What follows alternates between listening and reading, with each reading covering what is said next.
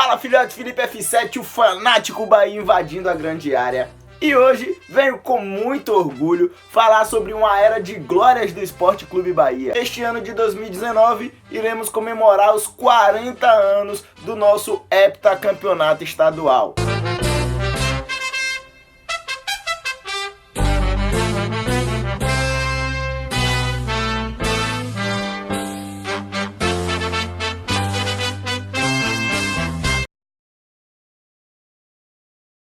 Na década de 70, o nosso Bahia ganhou 9 dos 10 campeonatos disputados, 7 de maneira consecutiva, de 73 a 79, um feito que perdura até os dias de hoje. Aliás, além do hepta, o Bahia é o único time baiano a conquistar 5 campeonatos de maneira consecutiva, feito que o Bahia alcançou pela primeira vez em 62, de 58 a 62. E é sobre o nosso heptacampeonato baiano de 79 que farei uma série especial com 7 vídeos, cada vídeo contando a história de um título. Antes de mais nada, quero deixar aqui uma menção honrosa ao nosso querido jornalista Elton Serra, que me presenteou com esse livro, pro Década de Ouro, que conta exatamente todos os feitos do Bahia na década de 70 para a conquista do hepta, e foi o livro pelo qual eu me baseei para poder fazer esses vídeos, e sem esse livro, esse trabalho não poderia ter sido realizado. Elton, grande abraço, muito obrigado meu amigo, sucesso sempre na sua vida aí para você. Os 7 títulos consecutivos fizeram do Bahia um dos times mais respeitados da década de 70, numa época em que os campeonatos estaduais tinham muito peso e tinham valor tal qual os campeonatos nacionais. O Esquadrão de Aço formou craques, consagrou treinadores e potencializou sua torcida. Além disso, exportou para o Brasil jogadores como Ronaldo, Perivaldo, Alberto Leguelé, Jorge Campos, Cristóvão Borges e Beijoca, e transformou nomes como Sapatão, Fito, Douglas e Baiaco em verdadeiros ídolos tricolores. Vale lembrar que esses 4 foram os únicos que participaram de toda a campanha do hepta. Foram os únicos heptacampeões estaduais. O Bahia era um time que fazia o torcedor sair de casa para ter o prazer de estar na velha Fonte Nova, se deliciar com os dribles de Douglas e os belos lançamentos de Fito,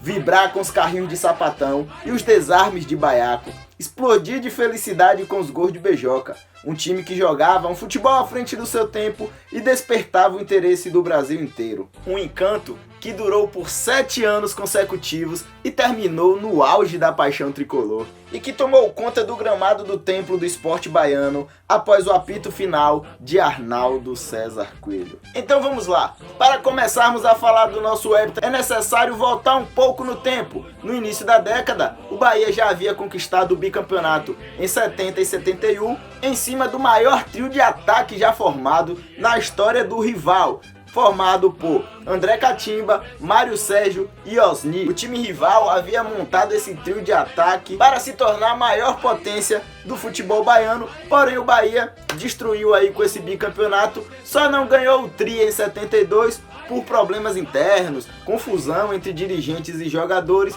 e o rival acabou levando o título de 72. Para vocês terem noção de quão bagunçado o Bahia estava, o Roberto Rebouças, o nosso capitão, um dos maiores zagueiros da história do Bahia, nem jogou a final porque tinha sido afastado. Para o ano de 1973, então, o Bahia decidiu reconquistar o posto de campeão estadual. Começou um novo planejamento e para isso um treinador deveria ser anunciado. E após algumas sondagens não poderíamos ter feito uma escolha melhor.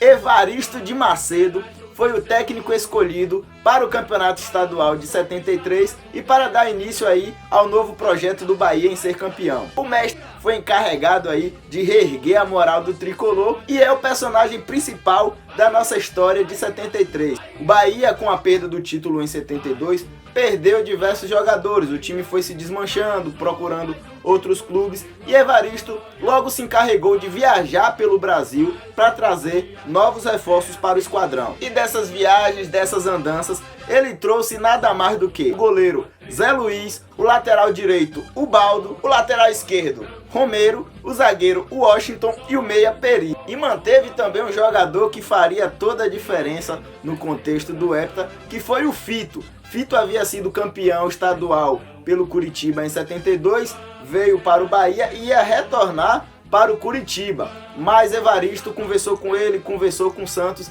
e decidiu manter o meio-campista no esquadrão. Eita, decisão acertada, hein, seu Evaristo? Treinador, quando tem estrela, é outra coisa em paz. E além de trazer jogadores de fora, Evaristo subiu garotos da base como zagueiro Zé Augusto, Marquinhos e Alberto Leguelé, nomes que foram importantíssimos para a construção desses 7 títulos. O mestre simplesmente montou a espinha dorsal do heptacampeonato. O time base do Bahia para a primeira fase do Campeonato Baiano então ficou assim: Zé Luiz, Ubaldo, Washington, Roberto Rebouças, Romero, Baiaco, Fito e Douglas, Natal, Peri e Picolé. Vocês devem estar se perguntando nesse momento: e cadê Sapatão? O nosso célebre zagueiro Sapatão só chegaria na segunda fase do campeonato estadual. Falando em segunda fase, vou explicar aqui como funcionava a forma de disputa do estadual naquele ano de 73. Lembrando que os campeonatos estaduais tinham diversas formas malucas, atrapalhadas, confusas de disputas, não seguiam umas regras mais quadradinhas, mais certinhas, como nos dias de hoje, e cada campeonato teve a sua particularidade, sua forma de disputa, sua curiosidade, e eu vou explicar aqui como funcionou o Campeonato Baiano de 73. Eu vou explicar como aconteceu a forma de disputa do Campeonato Baiano de 73 e peço que vocês prestem bastante atenção, porque é meio complicado de entender. Mas vamos lá, o campeonato era dividido em primeiro e segundo turno, porém, o primeiro turno ele foi dividido em 2 fases. Primeira fase do primeiro turno e segunda fase do primeiro turno. E o segundo turno seria disputado pelos 8 melhores times da segunda fase do primeiro turno. Desta maneira, poderiam haver 3 campeões: o campeão da primeira fase do primeiro turno, o campeão da segunda fase do primeiro turno e o campeão do segundo turno. Caso 3 clubes diferentes ganhassem esses turnos, haveria um triangular final entre eles e dali teríamos o campeão de 73. Se um clube ganhasse 2 fases e outro clube ganhasse uma fase, este clube que ganhou 2 fases teria vantagem do empate na final contra esse que ganhou apenas um. E foi o que aconteceu, vocês vão ver mais na frente. E se caso um clube ganhasse essas 3 fases, seria campeão direto. É meio complicado de entender, mas com o passar do vídeo vocês vão entendendo melhor. Então vamos lá. Na primeira fase do primeiro turno, o Esquadrão terminou aí líder do seu grupo com 12 pontos. Em 7 jogos, o Bahia de maneira invicta obteve 5 triunfos e 2 empates. Vale lembrar que naquela época o triunfo valia 2 pontos e não 3, como é nos dias de hoje. O Bahia terminou em primeiro lugar, o Atlético de Alagoinhas se classificou também para o quadrangular final em segundo, e no outro grupo, os classificados para o quadrangular final da fase foram Vitória e Leônico. No quadrangular final, o Esquadrão empatou com o Atlético de Alagoinhas por 1-1, goleou o Leônico por 5-1 e empatou com o Vitória por 1-1, somando então 4 pontos nesses 3 jogos. O campeão dessa fase foi o Atlético, que só empatou com o Bahia e ganhou os outros 2 jogos, somando assim 5 pontos e se sagrando o campeão da primeira fase do primeiro turno. Passado aí a primeira fase do primeiro turno, o nosso mestre Evaristo de Macedo reforçou o nosso time, buscando agora sim o nosso zagueiro Sapatão, o outro zagueiro Altivo e o lendário goleiro argentino Butice, apelidado de El Batman. Com esses 3 novos reforços, o Bahia começou a segunda fase do primeiro turno de uma forma avassaladora. Goleou o Conquista por 5-0, ganhou do Itabuna de 3-1 e massacrou o Palestra por 6-0. Douglas estava destruindo, brincando de jogar futebol, dando passes, dando assistências magistrais e fazendo muitos gols. Douglas que terminaria aí o campeonato de 73 como artilheiro da competição, marcando 17 gols. E então, na 6ª rodada, no dia 13 de maio de 73, Dia das Mães, o Bahia enfrentaria o Vitória no que viria a ser o clássico mais violento da história. Era uma tarde de domingo, Dia das Mães, 57.411 pagantes na Fonte Nova, e o Bahia perdeu a sua primeira partida no campeonato para o rival por 1-0. Vale lembrar que nós não contávamos nem com Butice e nem com Douglas lesionados. Evaristo de Macedo então levou a campo o goleiro reserva Zé Luiz e Eliseu Godoy para o lugar de Douglas. O Baldo e Romero nas laterais ali, impedindo as investidas de Osni e Mário Sérgio. Baiaco na frente de zaga, tomando conta de tudo. E lá na frente, Natal e Peri infernizando a zaga do Vitória. O Bahia estava pronto ali para expor em campo a sua supremacia técnica. Porém, o Vitória tinha André Catimba, que marcou o gol aí aos 43 minutos do primeiro tempo, dificultando a partida para o tricolor. A rivalidade naquela época entre os dois times já estava crescendo, já estava aumentando. Bahia e Vitória brigavam ali para ver quem era o supremo campeão do estado. E no ano de 73 até então, nenhuma das equipes haviam vencido. Duas partidas, uma na primeira fase do primeiro turno e a outra no quadrangular final, ambas foram empates. E antes disso, o Bahia havia sido campeão em 70 e 71, o Vitória havia sido campeão em 72, e a pressão só aumentava porque o Atlético de Alagoinhas tinha sido campeão da primeira fase do primeiro turno. Então as rádios já esquentavam os clássicos, dando notícias, falando que um jogador falou uma coisa sobre outro. Os dirigentes iam dar entrevistas nas rádios provocando o rival, e tudo isso esquentavam mais ainda o clássico até que os times entrassem em campo. Então a pressão cada vez mais aumentando na Fonte Nova, o Bahia perdendo o jogo por 1-0 ali no primeiro tempo. Então a panela de pressão estava pronta para explodir ali a qualquer momento, e a panela explodiu. O Bahia, apesar de estar numa tarde inspirada, indo para cima do Vitória, com belas investidas no ataque, foi uma tarde feliz para a defesa rubro-negra, que insistia em não levar o gol. E aí, faltando 7 minutos para acabar a partida, o baixinho Osni resolve pegar a bola, partir para cima do nosso lateral esquerdo, Romero, deu um drible no nosso lateral, e esperando ali o Romero se consertar ali do drible desconcertante, Osni para a bola, ajoelha em cima e provoca o nosso lateral esquerdo. E aí, pai, aí o sangue tricolor ferveu na hora. Romero partiu para cima, pegou Osni pelo cabelo, levantou o baixinho e começou a confusão generalizada. André Catimba entrou pelo meio, Roberto Rebouça já chegou dando soco, dando voadora em todo mundo. O goleiro Zé Luiz foi atingido também numa voadora pelo André Catimba. Até o juiz da partida levou os supapos nessa daí. Dirigentes entraram em campo, torcida entrou em campo, acabou todo mundo sendo expulso. A partida chegou até a ser anulada na época, porém foi parar nos tribunais e no final das contas acabou mesmo com o triunfo do rival por 1-0, protagonizando aí uma das maiores confusões na história do clássico Bavi. E apesar da derrota no clássico, o Esquadrão de Aço não se abateu. Empurrados ali pela força da torcida e pela qualidade do time, o time tinha uma qualidade muito grande ali, e o técnico Evaristo de Macedo orquestrando muito bem essa equipe. O Bahia seguiu aí vivo para o quadrangular final da segunda fase do primeiro turno, terminando em segundo lugar.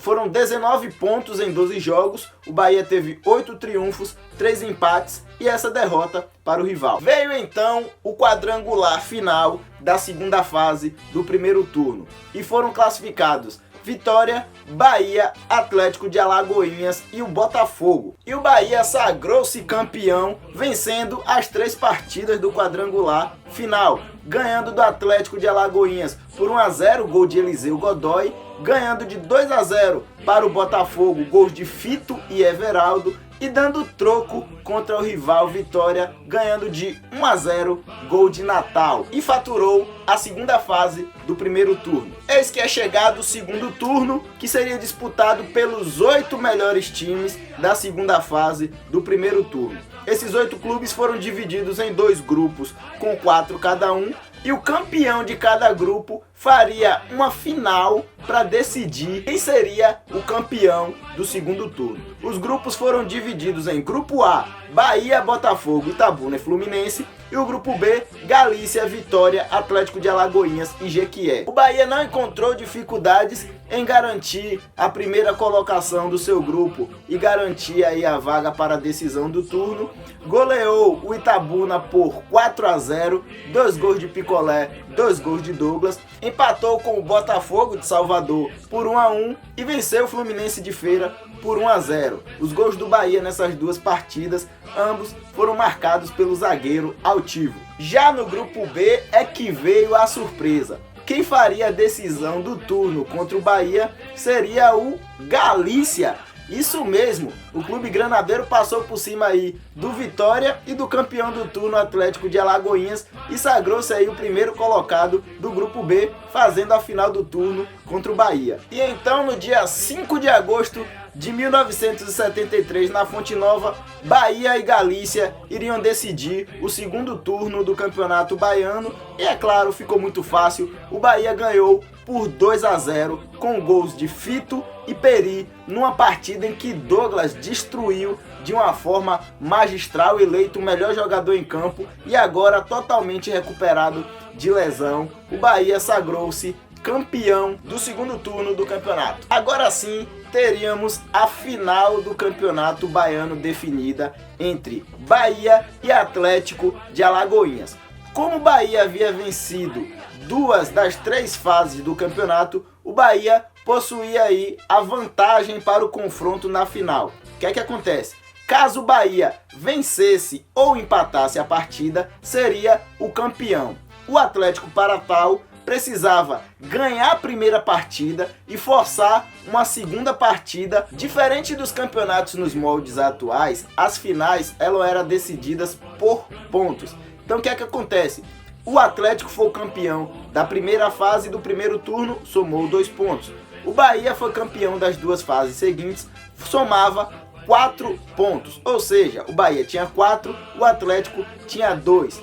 O Atlético teria que ganhar a primeira partida, ganhar 2 pontos e se igualando ao Bahia, e com isso forçar mais um triunfo. Caso houvesse um empate, mais um jogo decidiria o campeonato até um deles ganhar e ser campeão. Para o Bahia bastava ganhar mais uma partida e ficaria 6-2. E eis que chega o grande dia da final, no dia 12 de agosto de 1973, no estádio da Fonte Nova. Mais de 31 mil torcedores acompanhavam o espetáculo e o Atlético de Alagoinhas, que havia sido fundado apenas 3 anos antes, já despontava ali no cenário estadual como uma das potências e tinham seus 2 maiores destaques no elenco, o meia Merica, com apenas 19 anos, e o atacante Dendê, ele que causou aí muita dor de cabeça para a torcida do rival, marcando diversos gols e ganhando vários jogos para a equipe de Alagoinhas. Mas apesar de tudo e da grande revelação do campeonato do Atlético, o jogo foi relativamente fácil e o Bahia acabou vencendo